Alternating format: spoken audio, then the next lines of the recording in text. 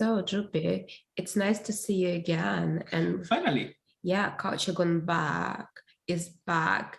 We're both recovering from another mysterious disease we both encountered. Maybe it was culturally cultural influence or something. Exactly. Anyway, I think something which really needs to be addressed is the new change in the constitutional rights in the states. Yeah.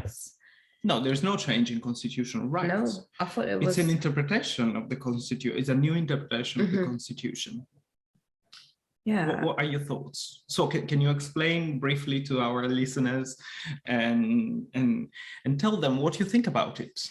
Oh, well, I think everyone knows what they passed the law, that's why I said it's not constitutional rights. I thought before what constitution in the state said, that every woman has the right to have an abortion. And now as understood, the new law passed says what she doesn't have this right, is a government sort of choice to dictate. Yeah, so it's not the constitution that has changed, it's the judge who interpreted the constitution differently. So the constitution essentially has never changed, but the previous interpretation was that abortion was women had the right to choose, and this interpretation says that it doesn't say that they don't. That's a very important point. What the new interpretation, what the new situation entails is that this is not a constitutional right, meaning that in the states that want to allow women to decide can, but the states who don't want to allow women to decide cannot, because that's the big thing in America, that there are constitutional rights that are granted for everyone, and then there are different states that legislate differently, which is a big problem, because I think it will create two Americas on this issue as well. I mean, there are already two Americas. Yeah. This will increase that. Yeah. Obviously, I think it's disgusting what anyone has anything to say to anyone about what we do with our body. Like, I think it comes to abortion, sex, personal life. I live by the idea do whatever you want with yourself, just don't get into anyone else's territory. Like, this is sort of my approach. Yeah. But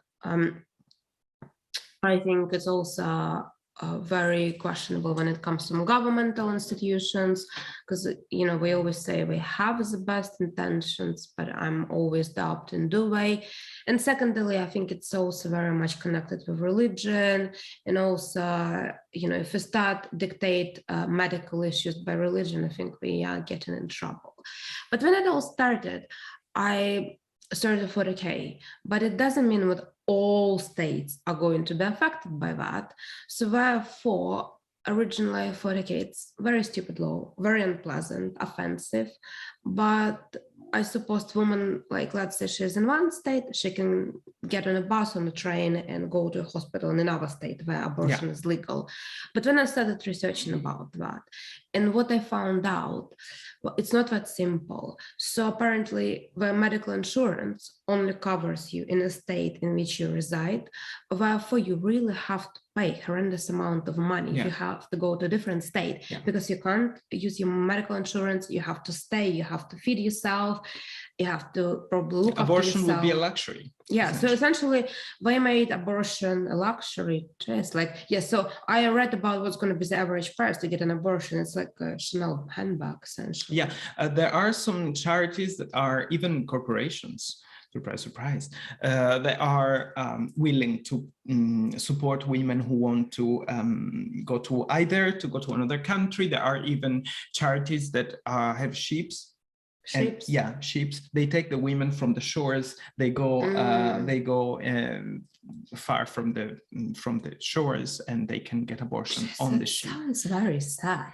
Very sad. However, I think it's a very complicated problem, and it cannot be reduced to because here is the question.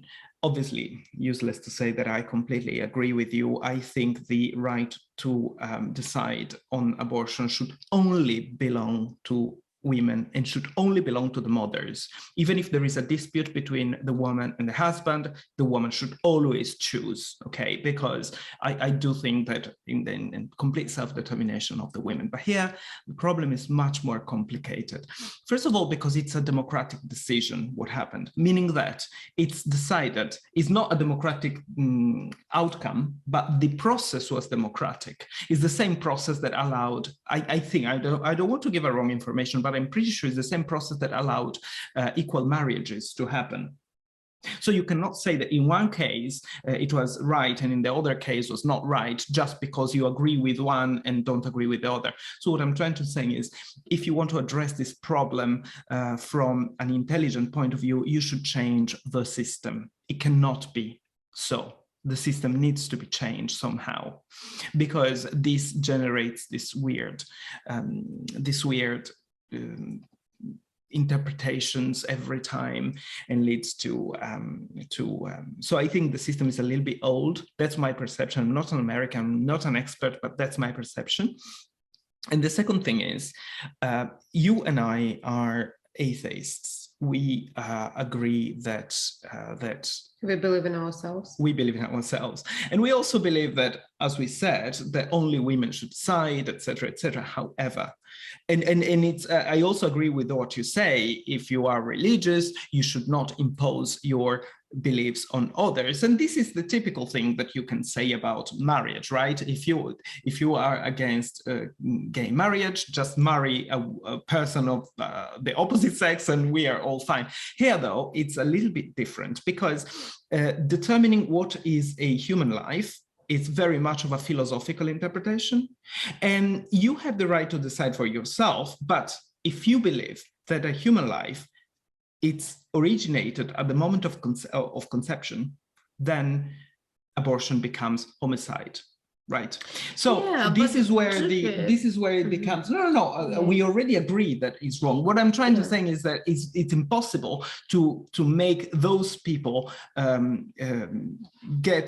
change their mind, because this is ultimately a philosophical understanding of life that has implications for society. So for them, you are not committing abortion. It's not your right to kill another person. That's the idea. And obviously this leads to the paradox of the weapons in America, which seems like you can have a gun, but exactly. You can't have an abortion. Exactly. So what I'm saying is, if you really want this to change, you cannot hope, because every time there is going to be a new Donald Trump running a specific state, then they will cancel abortion. Also, I've seen some horrible things that even women who are raped cannot use abortion. Even women who have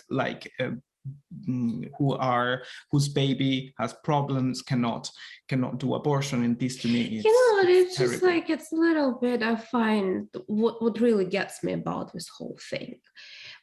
Why women have to be the society, a part of our society, who have to handle all that? Why don't we, for example, pass a law which, I don't know, prohibits men from masturbating, or will always prohibits them from getting circumcised, or forcing them all to be circumcised, or a law which bans women who got so fat from liposuction? Why we don't impose anything on man? Why? Well, actually, there was a law, not long ago, which banned sodomy, for instance. So, and that was the same thing. It was entering a bedroom. The reason why women are affected, I suspect, is not because is because they are seen as carrying life inside by those people, not by me, by those religious people, as the carriers of life. And to be honest, I do think that if you force women to give birth to babies that they don't want, we're going to have issues in society. Yeah, exactly. Yeah, exactly. I think this whole dilemma of abortion and religion always leads me to one of my favorite movies ever. In Japan, you're a movie connoisseur and film industry expert. Maybe you watched that movie. I wouldn't be able to remember the film director, but the movie is called Dogma. Oh yeah, and Lars von Trier. Maybe.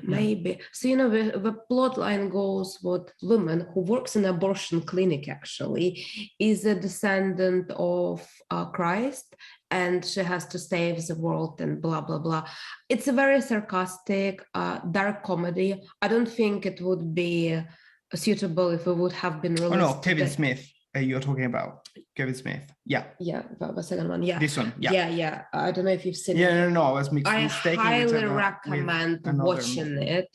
I think it's hilarious. It's very offensive according to contemporary standards, but I think it has a very profound take on our view of a religion, and also how religion sort of can be very hypocritical in terms of how people preach things, but they don't practice them. Yeah. Did you watch, given that we are talking about movies, Vera Drake? No, I haven't. Very interesting movie. It's the story of a woman. I think she's from Northern Ireland. It's a British movie with Imelda Staunton, and the movie is the story of this woman who helps women do abortion. She aborts fetuses and helping women, and she does it because she deeply believes that she's helping them. Little does she know it's illegal. So she doesn't know that what she's doing is illegal. She does it thinking that she's helping the women. And then eventually she goes on trial and she finds out that the woman bringing the pregnant women to her was actually getting paid, but she's only doing it for charity. It's a very difficult movie to watch. Very, very emotionally difficult even to watch. She goes around with little backyards, right? Or in a movie, and does with abortions in some sort of a back street. Yeah. I think I watched it. Yeah. For me, we I think between you and I, we agree on the idea that abortion should be. I don't see any reason not to allow abortion in a society. Obviously, not abuse of abortion, but you can limit abuse of abortion by creating a system around the women, for instance, allowing women to have contraceptives, or the day after the morning pill, or for instance, supporting women who want to carry on with the pregnancy if they don't have the money to. I agree on all this. Those are supports that would limit the abuse of abortion. At the same time, I do think that should be granted. But my belief, unfortunately, and your belief there is another problem in the middle, which is the American legal system. This is a system that needs to be changed. Piece, which I read as a reflection on this, is that potentially this law passing is that it will influence the political dynamics, and essentially next election the Democrats will be chosen because it's too much, and Republicans will be just this forbidden. Or something else may happen, that Trump will disappear and there will be a new Republican. Because this is exactly what I wanted to say. What makes me hope for the future is that apparently women and men in America are overwhelmingly against this bill. So they are overwhelmingly in favor of abortion, both Republicans and Democratic. So it is a minority of Republicans who are against abortion, right? Which means that within the Republican Party, there is already a need for a Republican leader that interprets these instances within the party. Now, this was championed by Donald Trump, but the Republican Party has been trying to get rid of Donald Trump for a while because he is too unruly. He is too, he's not a real Republican. He's Donald Trump. He's himself. He's a man with a golden toilet. Exactly. He's a man with a golden toilet, Catalan style. So probably it's either going to be that the Democrats win, in which case I think Biden should step down and let somebody else, because he's absolutely not. Anyway, we shall see about that. But I just think it's very sad what in 2022 we have to discuss women's right to have an abortion. Yeah, We in have to America. observe military conflict in the middle of Europe. I just think culture is going quite bad. That's my observation. Yeah. I think the dream of the 90s has really ended. Well. Speaking of trends and bygone times, what else is happening in the middle of Europe right now? Fashion weeks. Yeah, luckily it already ended. All fashion weeks ended. Yeah, okay. Paris closed. No, now I think now it's in July. There is the Couture Week in Paris. Yeah. Right. I think I'll start with my favorite moment. Yeah. Please. I think Loewe clothes yeah. covered in grass. Yeah. Like, I get it's very much goes together with sustainability, getting closer to nature trend, which has really been going on for a while and everyone cares about. And I think it's a very suitable show element, very entertaining, attracts a lot of attention. But surely, should be we wearing like plants on our clothes and shoes? Is it just the show attraction? But because if a brand, let's suppose what brand is saying to us, look, this is a new trend, we're getting more organic, let's actually grow, I don't know, mushrooms and plants on our clothes. Is it really organic? Because even if we look at like prehistorical evidence about which off record we spoke a lot today, people would still wear even organic matters like skin of an animal or maybe wool, cotton, but they would have like, it would still be somehow man treated. No one would, I don't know, cut out a patch of earth with a grass and stick it to their body and walk around. This seems to be trying to be organic, something which is very artificial. As usual with Jonathan Anderson, and I think he's doing a brilliant job at Loewe, he is always trying to do what he does best, which is the nonsense, channeling the nonsense. If you watch at the Jonathan Anderson show, I think it was in Milan this year, there were sweaters with skateboards coming out of the sweater. So it was another nonsense. Obviously, it's always very childish, I think, to read too much into or to put messages like sustainability in the grass that you put in a shoe. If you want to be sustainable, just don't make a new collection. Wear your last season clothes. That's the only sustainability. The moment in which you're making something new and you are putting grass on it is like putting glitter on shit. Okay, it has glitter on, it's still shit underneath. So I think this is... I just saying Loewe clothes is shit. No, I love Loewe clothes. I just think they are, like everything else in fashion, not sustainable. They are good, but they're not sustainable. And no matter how much grass you can cover yourself with, you're not going to improve the environment by launching another marketing message. That's clear. So I think it's more about the nonsense than because there is, and you're right, there is a big fashion, a big trend now of flowers and green, but this is all glitter and shit. They are doing the easiest thing to do. I will pretend to be close to nature. I will mimic nature like a chameleon so that you can think that I am more respectful of nature than I really am, because a fashion brand cannot, sustainability is always a scam in fashion. And Tupi, what show did you enjoy the most? I think this was one of the very bland fashion week, very, very bland, very, I loved the Tommy Cash moment at Rick Owens. Oh, really? I missed wearing baby. So he went, is Tommy Cash Russian? No, I think he's Estonian, like Eastern European. I think he's brilliant. He's very entertaining. Yeah, he's brilliant because I don't know a single song he made. No, he's very aesthetic. He's aesthetic. Yes. And the sense of irony is superior. So he went to the Rick Owens show dressed like a baby in a diaper. And there was also a man carrying him, and then the man placed him in a chair. It's very funny. I think that the show that I found the most ludicrous was Tom Brown. It was a sort of nostalgic gay porn show in which Tom Brown is getting old. Yeah, Tom Brown is getting old and kinky.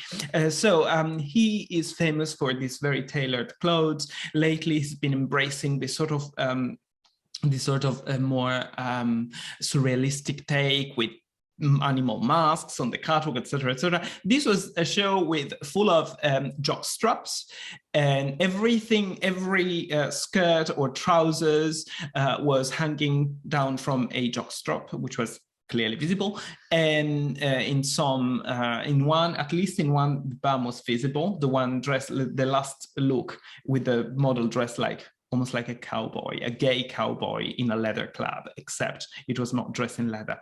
And these models also were very peculiar. They were very muscly. They were very typical bodies of masculinity in gay porn movie.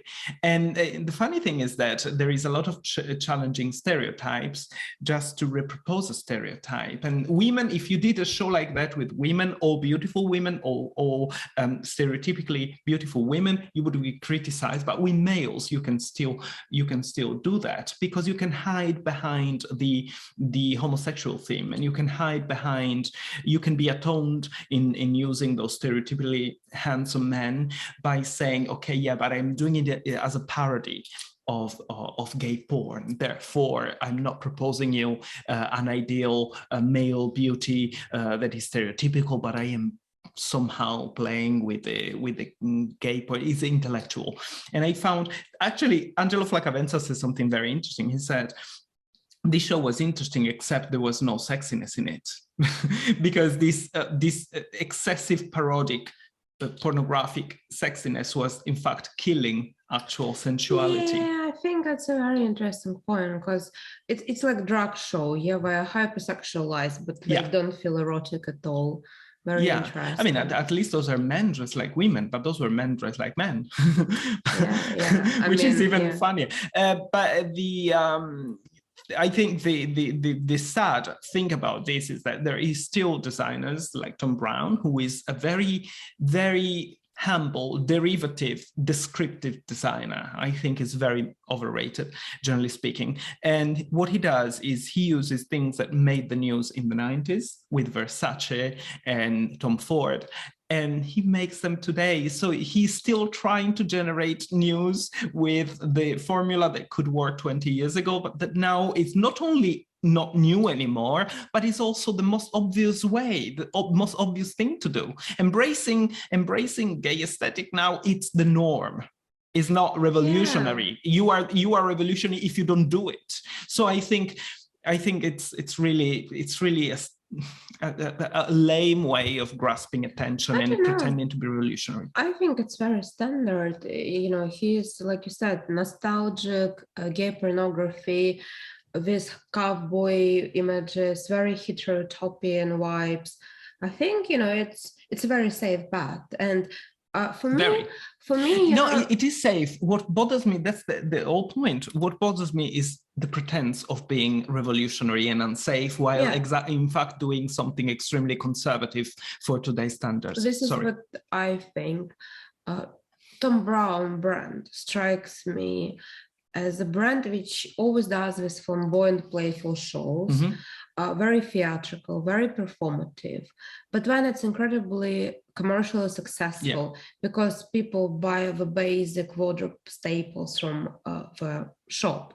And in reality, I don't really imagine, unless we go to some nightclub in London and see people wearing these jockstraps, it's not the type of clothes where typical customers will buy, but it attracts the media attention in a way to sell the basic cardigans. I don't think it's got much business in selling clothes. I think that I've seen some information a few years ago about the fact that what he really sells is sunglasses. Oh, really? And glasses in general. He is very big on glasses. His glasses are also very good quality, produced in Japan. I see a lot of people wearing. Yeah. So I think that's the big. It's like a little bit like Victor and Rolf, that they still do the couture shows just to sell perfumes. So Even this is an old idea, you know, even this is a very early 2000s idea of using the catwalk as an explosive parade in order to sell perfumes and sunglasses and things that are easy to produce, easy to buy. Yeah. Well, Drupi, I think it's a very interesting world in which we live. A lot of things which are happening are not necessarily justified to make sense. And as you know, I had a bit of a escapistic June where I went Lucky to, you. I mean, look, luck or just sort of circumstances which I could travel a bit. And I went to Middle East. I have to admit, the only point I've been to Middle East was Marrakesh, and it was maybe 15 years ago. Yeah, but it doesn't count as Middle East. It No, counts. it's not. It counts as the Arab world, but the Middle East starts from Egypt. Right. Yeah. Well, Morocco is next to Egypt, so isn't it? Not really. No? There are 3 countries between. Oh, really? Yeah, because you've got Okay. Tunisia, Libya, Tunisia, and Algeria, and then Morocco. Okay, you see, so you're geographically more advanced than I. Anyway, I went to Turkey and I went to Dubai in United Arab Emirates. Still the Arab world, though. I mean, Turkey is not Arab. It's Middle East, but it's not Arab. So there's another difference. Yeah. Very fascinating places. I had some ideas, but I think it's quite shocking culturally to see what very different ways to live. I predominantly only been to Europe and probably been very, very biased and isolated in my cultural awareness. Even though you can argue London is incredibly multicultural city, I still felt, wow, very really different ways to live. Like Istanbul, really not touched by capitalism, very wild city. Also a city where you have to sort of... What do you mean Istanbul not touched by capitalism? Well, I found like everything is very much, we have our own sort of systems where no major brands, where we have our own brands. And by Western. Yeah. Compared to Europe, there's nothing like you can find among, like, you know, starting from food, I would say food is quite different. And even like let's say the taxi, you get a taxi and you have to bargain, like how much you're gonna pay. Yeah. And the striking difference, how much you can even pay. Even in Israel, same thing. I was shocked in Israel that I had to, you know, kind of bargain the price, and I'm very bad at it. So I would say yes to anything, or I would say no, but I would not bargain. I would not try to negotiate. I found myself bargaining a few times, not because I was going to bargain, but because I was annoyed if something was taking too long, and when we would drop the price. It's quite amazing, like we also don't have an idea of schedule. So like if they say, we live in at 9 means nothing. We could be leaving 2 hours later. You know, coming from London where everything is on a dot, it was quite shocking, especially with traveling. You would imagine like what transport would function. No, everything is all over the place. And like, I don't know, city is quite messy. And I think what really shocked me, even in a center, you can be in a sort of a very upscale, busy area, which seems to be quite modern. You literally make 2 steps to left to right and you find yourself among slums. Yes, I've been also to Istanbul, which I loved. I loved Turkey in general. It's a very beautiful country. And I had the same feeling. You are in the middle of, you are in the center, and then you turn a street and you are, to me, that was very close to Naples, to be honest, but in the Middle East. I had exactly the same. Very interesting to go to Hagia Sophia, incredibly beautiful. Oh my gosh, amazing. I wasn't particularly lucky with Blue Mosque because it was in the middle of restoration, so I didn't see that much. That is fun. Have you been to Suleiman's Mosque? Yes, I went to Suleiman Mosque. That was amazing. Amazing. Stunning. And the view from outside, because you are you can top. See the whole city. Yeah. No, incredibly fascinating culture, very interesting dynamics, and again makes you realize there are so many ways to live. Like the way we live in London, Europe is one way, and there are so many more things. It's also a trip on the Bosphorus River is incredible to see. Marmara Sea, and generally, like you feel like you're drenched in history and going through all that. Exactly, and I've got a very unpopular opinion. I think that welcoming Turkey in the European Union would be a huge mistake, because the cultures are so different. and you cannot convince me that Turkey is Europe. Yeah, Even it's not the Europe. European side, it's totally the Middle East, and it has a glorious history and a glorious past and a glorious tradition. But Europe is a different story. And people say, yes, but the Roman Empire was there, which is true, because Constantinople, the old name of the Roman Empire carried on in today's Istanbul until the Muslims conquered it. So it's true that there is a common path with the Roman Empire, but Europe is not the fruit of the Roman Empire, because the Roman Empire was equally distributed over 3 continents: North Africa, Middle East, and Europe. That's not the foundation of Europe. The foundation of Europe is Charlemagne, and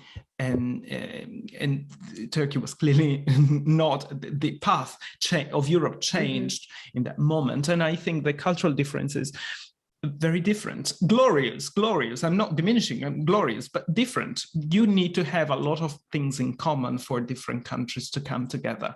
So I know I've got a very unpopular opinion on this. Besides, I don't think that they, especially with Erdogan, that they are particularly fond of the idea of becoming Europeans. They don't really care about belonging to the European Union. It's actually, no, it's a great place. I think, I'll tell you something. How, like, being Russian, it's quite unusual that I haven't been in Turkey for so many years, never before. In Russia, Turkey seems some sort of a cheap holiday destination. Really? Yeah, it has a reputation. This is where Russians go. It's like when British go to, I don't know, Mallorca, Marbella, yeah. So this is a reputation Turkey has in Russia. And I actually have to say, completely changed my opinion about Turkey. Like, all the preconceptions I had were gone, and it's an incredible place. I found, like, I was mesmerized by culture, people. And they're so welcoming. We are quite welcoming. So nice. But it's a city where you kind of can't really relax, because you're gonna get scammed or something will happen to you. That was also my experience. Like, you really have to have your wits with you, otherwise you're gonna get in trouble. Like, it's a city where it's easy to get in trouble. Well, it's also it's a huge city with so many millions of people. I wasn't particularly scammed, but I didn't also expose myself to those situations. I had more encounters, to be honest, with Turkish people when I was in Izmir. Which is another city, and the people were so nice. Besides, I love the food. I couldn't stop eating. The food was so good. The Turkish food. In my hotel, every time they tried to cook something that was a bit more Western, even chips, not good.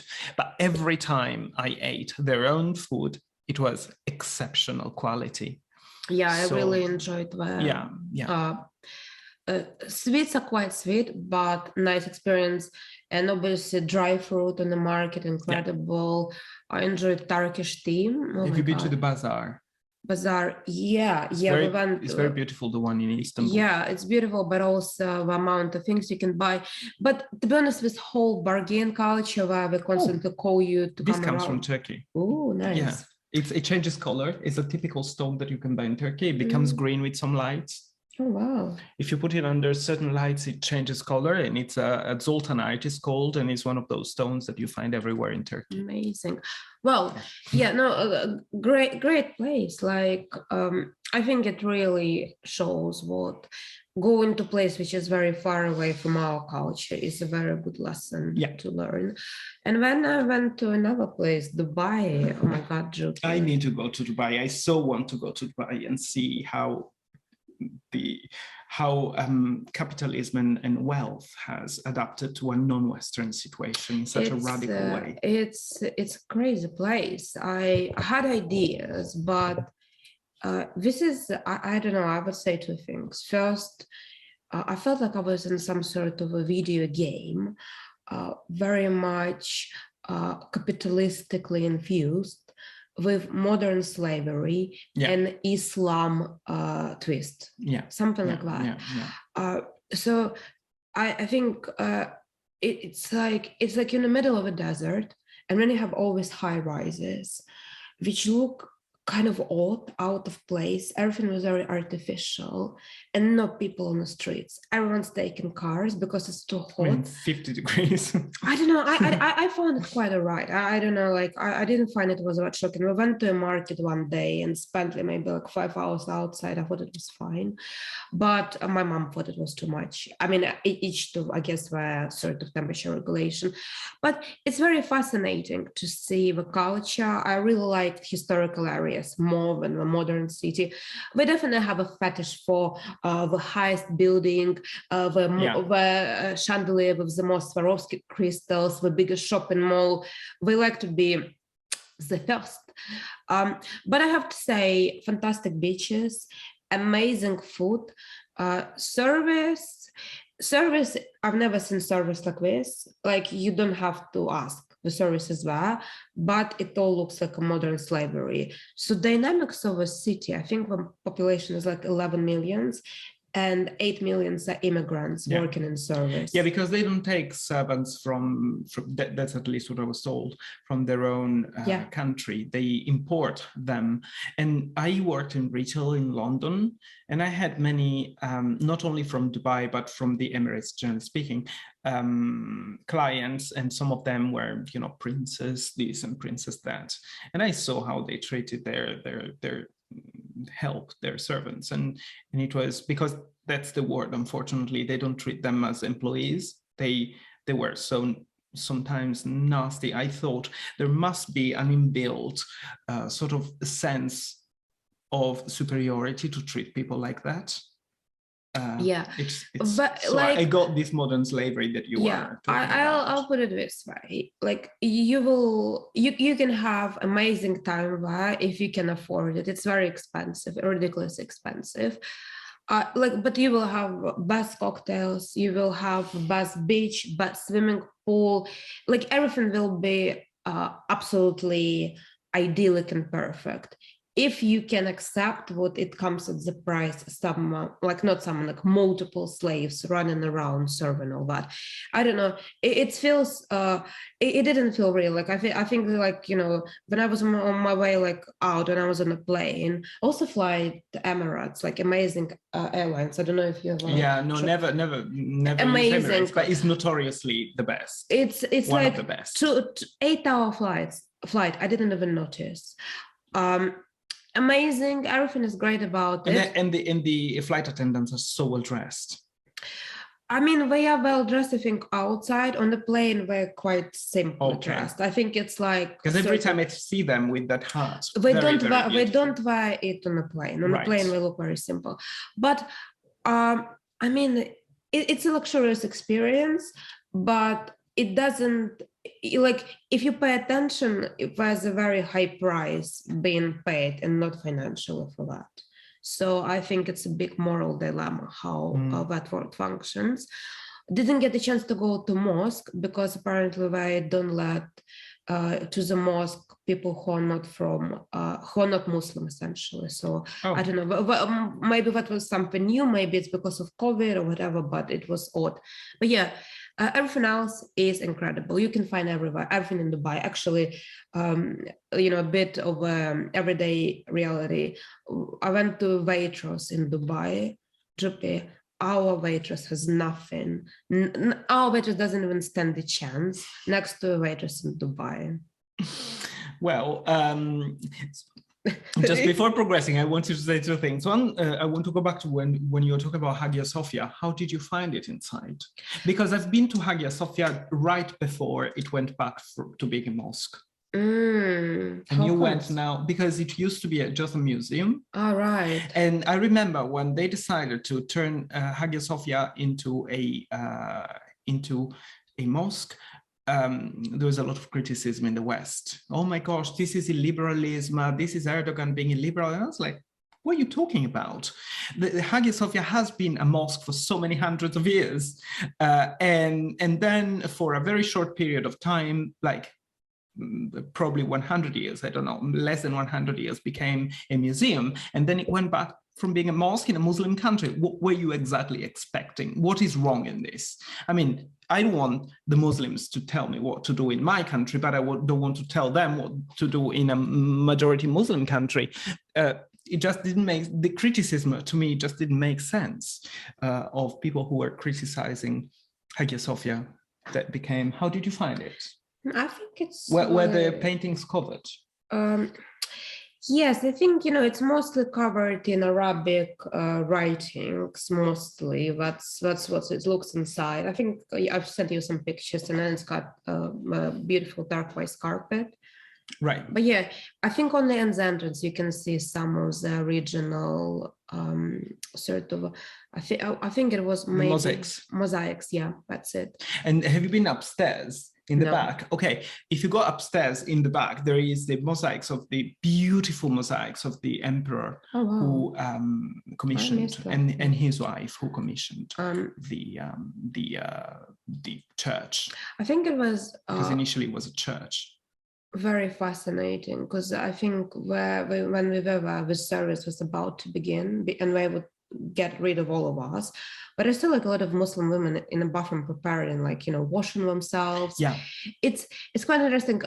I think especially in Turkey, I don't know if it was in Dubai, all toilets sort of catered for Muslims. It's very interesting. This is an interesting cultural difference between Turkey and between the Middle East and the West. So obviously we know that traditionally Muslims have been much cleaner than Christians, because it's a very stupid thing, but it's true, because every time you pray, before praying, you have to wash yourself. It's part of the ritual if you're a Muslim. Whereas for Christians, especially throughout the Middle Ages and even after, until probably the French Revolution, cleaning yourself in the West was seen as a non-proper thing to do, because you had to let the body, the body was not to be looked after if you wanted to be close to God.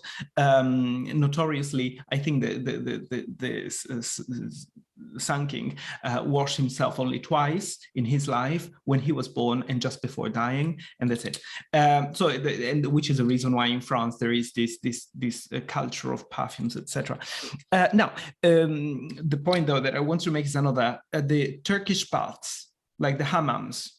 The hammams are the leftovers of the Roman Empire. Romans, compared to the Middle Ages, the Romans before Christianity, let's say, were extremely clean. A Roman person would get a shower every day. They would go to the Roman baths every day. And obviously they imported this when the Roman Empire shifted from Rome to Constantinople. They brought the same, obviously. It was spread throughout the Roman Empire. So when the West abandoned this tradition, the East carried on, because it was not in conflict with being Muslim, essentially. So in the Middle East, this tradition of the hammams carried on, whereas in the West, the Roman baths disappeared with Christianity. So this idea of having cleaning places everywhere. But how comes there is a big perfume industry in France? No, in Arab world as well. Oh yeah, that's true. Yeah, there is a big, but must be for other reasons. But in France, it developed definitely because people had to cover themselves with perfumes to withstand the smell. Apparently, the smell in Versailles was unbearable because people didn't wash themselves. And in fact, when Marie Antoinette went to Versailles, she was Austrian, she was not French, and she was very, very clean, and she was looked down for being too clean. They even thought that cleaning yourself would be not very healthy for you. Well, maybe it was the first red flag. What you had is not going to last in that country. Yeah. Oh well. She was too clean. That's why they killed her. You never know. The different cultures, different codes. And when, I don't think my journey around the world stopped there. I think I went to China this week, Drupi. You went to China? Yes. Metaphorically or really, or physically? Metaphorically. Right. I especially before COVID, but I always would go to graduate shows. Mm-hmm. because usually they take place around June, July. It's a great opportunity to kind of see what students are doing and sort of see the academic direction institutions are taking, and kind of see what the future holds in a way, kind of younger generations. And Juppie, I basically went to different like major art and creative universities in London, and pretty much every second, if not first graduate, some courses literally every first graduates are from China, BA and MA, especially MA, and all science, all like advertisement on a campus are doubled in Chinese. And most of projects, I would characterize them in the following way. They're like inspired by Chinese culture, Chinese heritage, but obviously because we studied here, especially when it gets to MA, the concepts are all Western philosophy, but it's like sort of mediated on Asian cultural aesthetics. So I spoke with so many students. I think, to be honest, the only British person I've seen in all this were probably tutors. I didn't see a single, or maybe a couple of British graduates in like across all universities. There are some international, but mostly Chinese. It's quite fascinating to kind of realize, I don't know, I thought it was a bit ironic. I sort of thought about opium wars and how now we sort of got, I don't know, Asia addicted to British education somehow. I don't know what it means for the future of UK, the future of China, because for me, I sort of really was fascinated. I spoke with many graduates, especially MA level, and most of them told me what they are quite against China. They all told me what they are sort of disappointed with how hard their parents have to work in that country. They found the regime is very oppressive. They can't express any criticism, any ideas. And they really enjoy the lifestyle in the West, like how comfortable it is and how well balanced, but they tremendously miss their culture, like the sort of historical aspect. And I think language is, some of them actually very advanced in English, some struggle, but there were even debates among students. Like when you get to colleges, they say like, oh, today was going to be a talk about this and that. And all these talks was about idea about China among Chinese students. And I went to a talk because I thought, okay, maybe I learned something. Juppie talks were in Chinese. I don't know, like, I don't know, wow. This is something that we should tell to those Western activists who think that the West is the worst place in the world and everything that is outside of the West is amazing. And I wonder what the Chinese students would say about this, given the problems that they encounter, politically speaking, in their own country. So yeah, I think, to be honest, this is destined to even increase in Britain, this presence of especially Chinese and Asian people, because the university now with Brexit became as expensive for Europeans as it is for non-Europeans. So home fees are only for British people, essentially. But there are no British students. Like, yeah, exactly, because it's still very expensive for the British students, and I'm going to that point in a second. So the only ones who can really afford this is rich people from abroad, which very often happen to be, my students, in my experience, are traditionally either Chinese.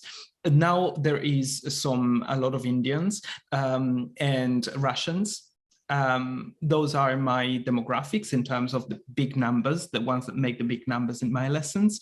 And the number of European people is diminishing since the fees have increased. Now, the point that you make about the not being British students, and generally speaking, also not having students from other countries, such as European, but even African, very few African students. Yeah, I would totally get if we would have completely international mix. I think that's fun. Yeah. I just think I'm very suspicious what, you can tell, Alex, you're biased, right? You probably noticed a few Chinese students.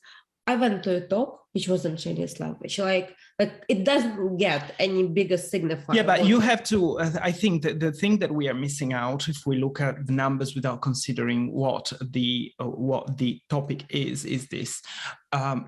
Fashion.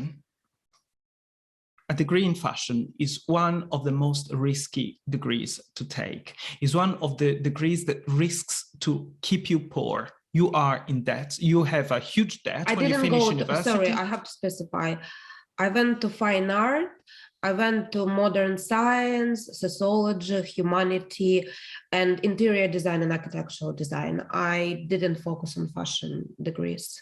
Okay, no, I'm specifically talking about fashion, which is the one that I know the most, which means that if you want to study fashion, it's really a luxury. And your parents, unless you are extremely rich, your parents are never going to encourage you to pursue a career that is not a secure investment for you.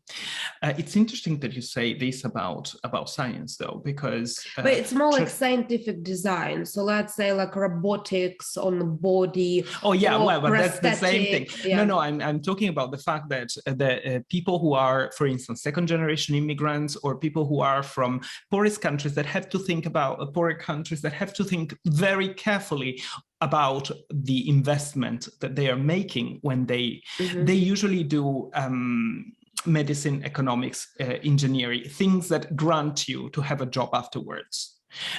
This is not because the university is intrinsically racist and they don't want students from different backgrounds. It's just because people from different backgrounds are very wary. And I think I agree with them. I understand why they make the choices they make. Ultimately, studying certain things, studying design, fashion, everything that is so haphazard and does not give you the certainty of an income afterwards. Why should you choose that unless you've got a lot of money to begin with? Possibly, but some of them said what their parents literally spent the last money on this degree. I spoke to one girl and she said, like, I'm from a very poor family. In China? Yeah. And she said, like, my parents gave their last money so I can have this MA. So, you know, and I just said, like, yeah, but I'm looking for some sort of artistic expression of myself and I want to rebel against communism. It's kind of, I don't know, I thought it was very fascinating. Maybe what united them all, they don't agree with the regime in China, and that's why we all went for this creative in one way or another degrees. But to be honest, I think it gives a very different vision of China compared to what is presented in Western media about China. I do have, by the way, students who are not rich, but I'm not talking about British students. I'm talking about international students who are not rich, and they are there because of scholarships. So maybe their parents obviously give their last money to them, but they're not paying everything. So the fees are paid by the scholarship, and the parents are just sustaining the life. Regardless, regardless, it does seem to be a very fascinating proportion of students from Asia in universities. And I think it's quite ironic what British education is trying to sort of, you know, tailor. However, I'm sure we have to adopt. Like, there's no way you can teach in the same way you would teach if it would be all British. It's big business. University for Britain is big business. Exactly. That's why the university is so expensive, which is a big problem, I think, because the moment in which you make universities so expensive, you are, first of all, you're excluding a lot of people from it, especially from degrees like design and fashion, but also the university will start treating the students like clients, not like students. And the moment in which students become clients, students rule. And the university has very little ways of really educating them and giving them knowledge because it has to accommodate them all the time. So this generates loads of academic capitalism. Now, I had a friend, a Chinese friend, a very sweet boy who is homosexual. Surprise, studied fashion. I think he comes from a wealthy family. Anyway, he studied fashion and then he went back to China because obviously they have the visa to stay here until they graduate. But then unless they find a sponsorship, they don't have a visa to stay. So he had to go there. He had a boyfriend here. He needed to leave the boyfriend. He went back to China. He's got an amazing career in China, just to be clear. Amazing career, amazing job, the dream job that everybody would want, including you and I. I'll tell you after what he does. I'm intrigued. So he's got a very good position in fashion. However, he told me very bluntly and very clearly, he's one of those students who does not agree with the regime, but then had to go back to China. And it's not just the regime that he has to fight against. Is also his family. Yeah. And he told me, I am homosexual. At some point, I will marry a woman because I've got no other choice. And I will find a lesbian and I will marry with her, and it will be a partnership. We'll be married, but we will convince our parents that we are married, but this will grant the freedom to her and to me. Exactly. So I thought it was very sad. At the same time, I thought this is a way of resisting to some extent. Actually, a lot of work from students was exactly about this. I saw some, especially jewelry students. I went to see ceramics and jewelry, and they would create pieces which would sort of talk about chaining themselves, because they say essentially my parents dictate me who I'm going to marry, and I feel like, you know, my parents give me wealth, they pass on family inheritance, but they expect me to make decisions in my life which are suitable for family heritage and not for me. And it does sound like it's actually a very controlling system, and it's all very much about social standards and adhering to them. Very, very fascinating country. Makes me want to visit it in real life to see with my own eyes. It's very interesting to see how this will evolve, because if these young people have been injected with Western philosophy, with Western, not only philosophy, but with Western values. Yeah, and how you can because live here. Nobody a few generations ago, even my grandparents' generation in Italy would have thought that you marry because you love somebody. You don't marry because you love somebody. You marry because you have a goal, which is to build a family and to have children, etc., etc., etc. Love is a side effect. This idea of love and free choice in terms of marriage is very recent. Is our value, is our generation, is our American Disney sort of dream, but it has not always been so, not even in the West. So the fact that they are already rebelling about their parents, it's very interesting to see how it turns out, because we in the West, when the system of values changed, we already had a system that maybe was not perfect, but was a democratic system, which they don't have. So I'm very curious to see how they will, and how they will manage to get these ideas, you know, being heard in a system that is not designed to hear your individual instances and desires. No, I wanted to tell you another thing before, because you were in Dubai. I was. You were, and it's Pride Month. And I thought it was a mirage. It's Pride Month. In your mirage, did you see any rainbow flags? I saw lots of Ukrainian flags. No, I read actually today where I was a gay... In Dubai? Ukrainian flags in Dubai? No, I saw... There is nowhere to place flags in Dubai. It's all high-rises, Juppie. There are no balconies. And you can't open a window. No, because the big corporations in the West, if you've been to Regent Street, you saw the abysmal profligacy of flags of every sexuality. Not only every sexuality, but even within a sexuality, every specific taste has a different flag. So if you're a gay man who likes twinks, then you deserve a different flag of your own. I mean, how can this fragmentation become more fragmented? Juppie, really? Are you going to a gay pride? Are you going to any parties? I don't know. I don't think so. No. Anyway, it starts, I think, tomorrow or the day after tomorrow. Yeah, whatever. Anyway, I think that the pride is historically a very important thing, which I deeply respect. But it was an important thing when it was required, right? Today is a big celebration. I get that. The point is, that the big everybody's jumping on the gays right now. All the big corporations are jumping on the rainbow. gays, trying to dominate them in cowboy hats, wearing Tom Brown. Exactly, precisely. But they can't wait to to put a rainbow flag. Penetrate their bank accounts. Yeah, to penetrate their bank accounts with no lube. In cowboy hats. But the same corporations, very funny to see how the same corporations who that use the rainbow logo everywhere in the world, except in China and in the Middle East. In China and the Middle East, the rainbow disappears. In the only places in the world where it would be important to do so, where it would be required, where it would be meaningful, they don't do it. And here, where rights have been already achieved, where we objectively have improved so much and reached, at least on the grounds of the law, equality. They are still insisting. I don't know what new rights you want to achieve, but really, I mean, you're putting the rainbow flag now.